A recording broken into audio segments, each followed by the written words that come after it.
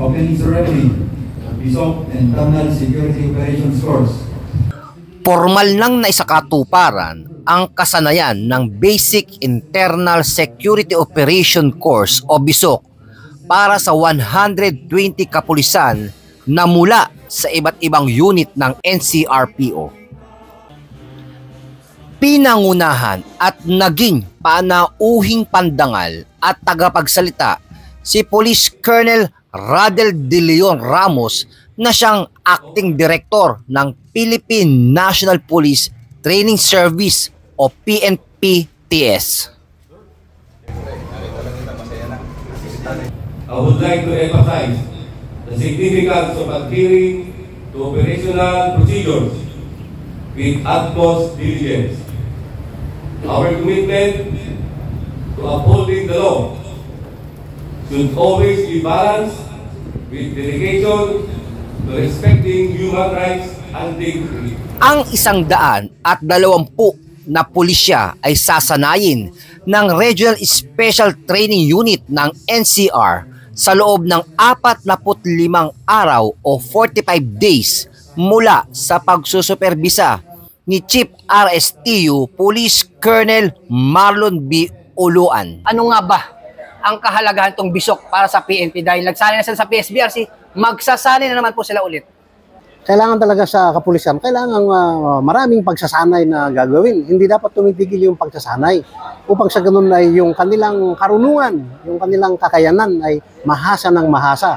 Upang sa ganun, sa kanilang pagganap ng kanilang tungkulin bilang pulis, ay siguradong maibigay nila ng maayos yung kanilang serbisyo. Kaakibat siya ng pangangalaga ng katahimikan at kaayusan sa loob ng ating bansa. Nabigyan na sila ng mga abilidad na kakailanganin nila sa kanilang paglilingkod at pagkikipaglaban sa anumang pwersa na kumakalaban sa gobyerno. Nagbigay naman ng pahayag si Police Colonel Julius Guadamor na siyang Chief Regional Learning and Development Doctrine Division o RLDDD R8 sa mga magsasanay sa kursong BISOC. Sir, ano yung dapat nilang paghandaan bago sila magtapos itong BISOC? Ano dapat asahan na? Kasi itong Basic Internal Security Operations Course, more on an internal security. Pero dapat sa ulado nila ang mga bagay na dapat nilang matutunan. Yung tinatawag na force continuum.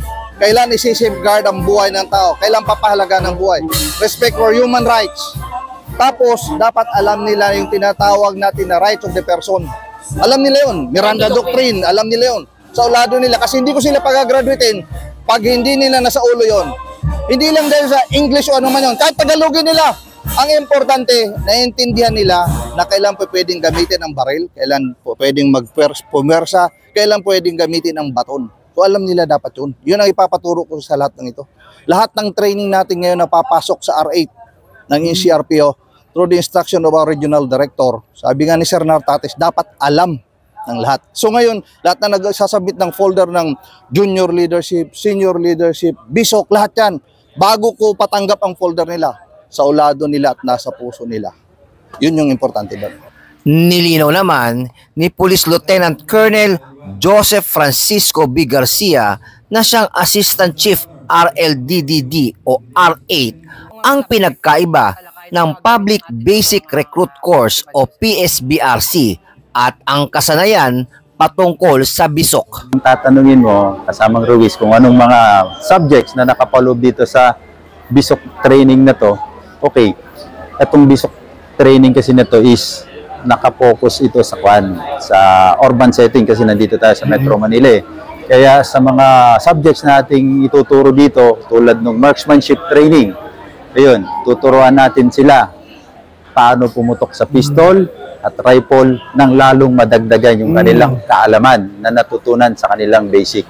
Then, ulitin ko, insurgency, mayroon din dito yung CQB nila. Ito din, sa CQB nila, tuturuan din natin din sila kung paano yung technically o tactically, kung paano pasukin yung mga rooms or building. Then, isa pa, dagdag din natin, mayroon din tayong mga map reading o land navigation. Ito yung mga subjects na mga pinaka-major subjects dito sa Bisok na to.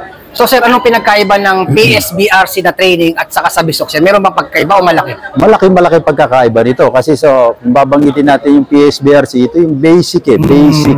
Ito lahat nandito yung basic. Pero dito sa Kwan, Bisok, isa ito sa mga tactical training natin. Medyo mahirap na. Yes, mahirap to. Specialized training to eh.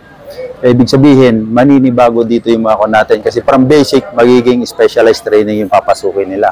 Unang-una sa physical conditioning, sa mga tactics na ituturo, ibang-iba to sa BRC.